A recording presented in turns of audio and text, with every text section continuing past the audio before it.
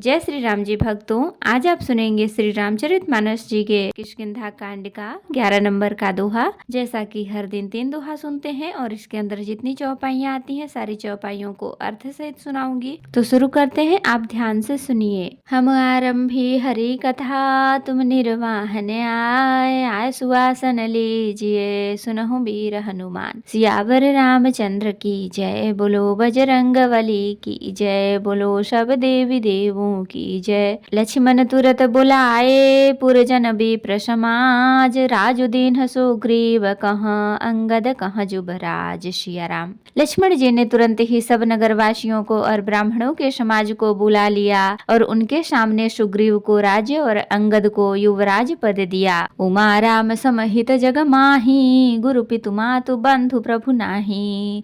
सुर नर मुनि सब कह रीति, स्वार्थ लागी करहि सब प्रीति। हे पार्वती, जगत में श्री राम जी के समान हित करने वाला गुरु, पिता माता बंधु और स्वामी कोई भी नहीं है। देवता मनुष्य और मुनि सब की यह रीति है कि स्वार्थ के लिए ही सब प्रीति करते हैं। बाली त्रास व्याकुल दिन राति, तनु बहु भ्रम चिंता जर छाती।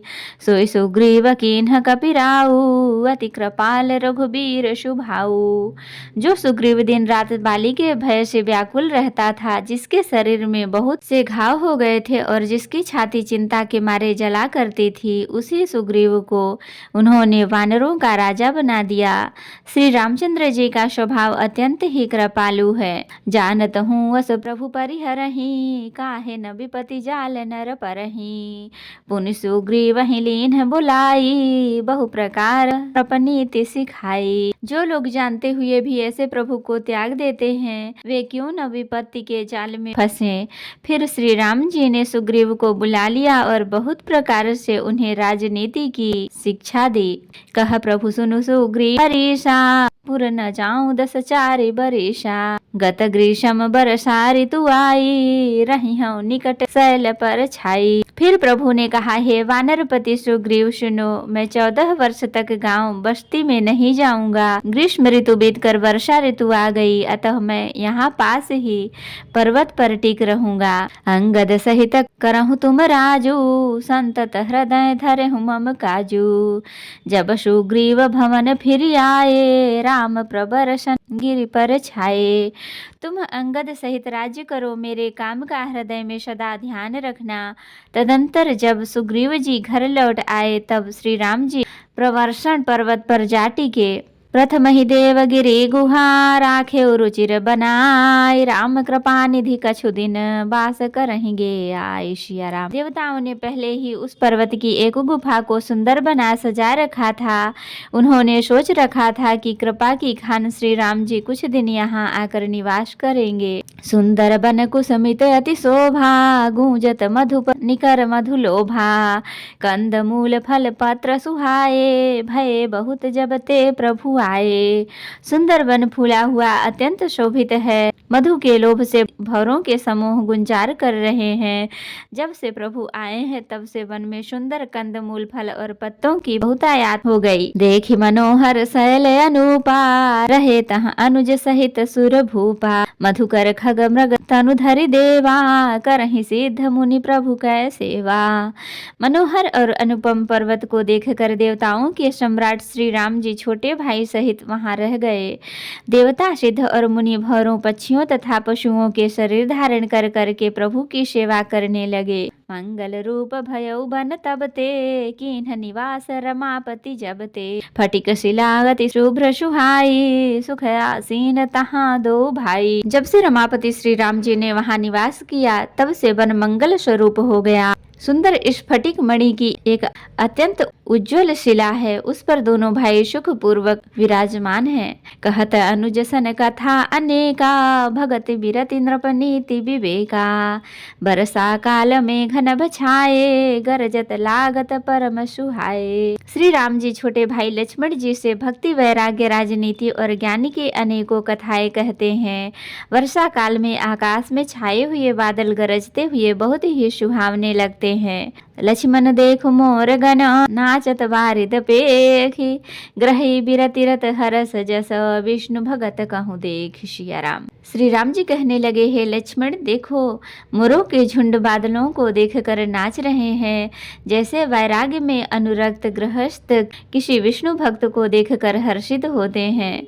घन घमंड नभ गरजत घोरा प्रियाहीन डरपत मन मोरा दामिनी दमकर हन घन माही खल कय प्रीति जथा थिर नाही।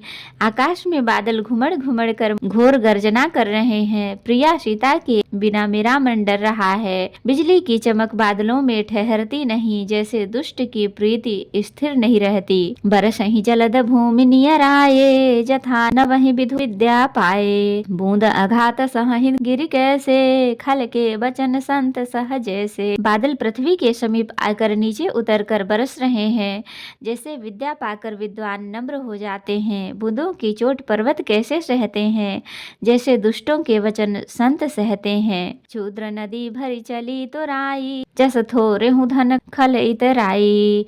भूमि परत भाठावर पानी जनु जी वही माया लपटानी।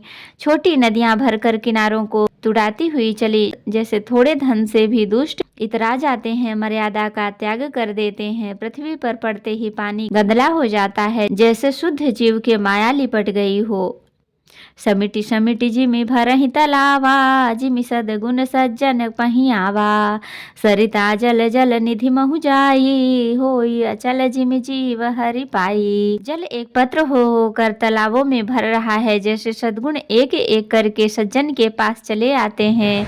नदी का जल समुद्र में आकर वैसे ही स्थिर हो जाता है, जैसे जीव श्री हरि को पाकर अचल आवागमन से मुक्त हो जाता है। हरित भूमि तृण संकुल समुझि परहि नहीं पंथ जिमि पाखंड बादते गुप्त होई सद ग्रंथ। सिया राम। पृथ्वी घास से परिपूर्ण होकर हरी हो गई है, जिससे रास्ते समझ नहीं पड़ते, जैसे पाखंड मत के प्रचार से सदग्रंथ गुप्त लुप्त हो जाते हैं। तो भक्तों, आज के लिए इतना ही। कथा विसर्जन होत है, विदा हों हनुमान राम लखन सीता सहित सदा करहु कल्याण। कहूँ दंडवत प्रभु सन तुम्हि कहूँ कर जोर बार बार रघुनाथ कहीं सुरत करायहु मोर। नाथ एक वर मांग्यऊ सोई कृपा करि देहु जन्म जन्म प्रभु पद कमल कबहु घटै जनि नेहु। सियावर रामचंद्र की जय, बोलो बजरंग बली की जय, बोलो सब देवी देवों की जय। तो भक्तों, अगर वीडियो पसंद आई हो तो लाइक करें, शेयर करें, कमेंट करें और सब्सक्राइब भी करें, ताकि मेरी हर वीडियो आपको आसानी से मिल सके। जय श्री राम जी। भक्तों, आपका दिन शुभ हो। भक्तों, मैं आपको फिर से याद दिला दूं, अगर आपने अभी तक सब्सक्राइब नहीं किया है तो कर लें और कमेंट में जय श्री राम जी जरूर लिखें। धन्यवाद। जय श्री